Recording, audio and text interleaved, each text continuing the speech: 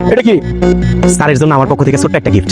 এটা তুই ব্যাক করলি? হ্যাঁ, এটা লাখ লাখ টাকা গিফট আছে, এর ভিতরে কি তোর গিফট শোভা পায়? তাহলে আর জলে মিলেনি। হ্যাঁ রকেট, এটা তুমি কি করলে? গিফটটা না দেখেই না খুলেই তুমি ছুঁড়ে ফেলে দিলে কেন? ড্যাডি, সব গিফট তো সব জায়গায় শোভা পায় না, দেখলেই তো বোঝা যায় এর ভিতরে চিরুনি আছে আর পাউডার আছে। কই পাকিস্তান আর তুই পুলিশ?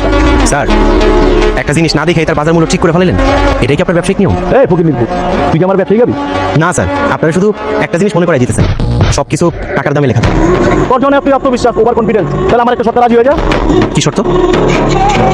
আমার গিফটের থেকে যদি তোর গিফটের দাম বেশি থাকে, আমি হেন থেকে নাকে খড় দিয়ে যাবো গা।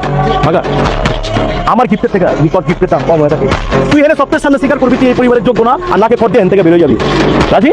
স্যার, আমি আপনার শর্তে রাজি। ওই তুই কথা দিতে চোস, আপনি কন্টিনিউ করেন। বুঝিস? লড়চড় কিন্তু করবার পারবি না। লেডিস এন্ড জেন্টলম্যান, এখন আমরা স্ক্যান করবো, দেখবো কার দম কত বেশি। ফাইনালি আমারটা। হাজি করিম সাহেবের বড় মায়ের জামাই, কাম ফ্রম আমেরিকা।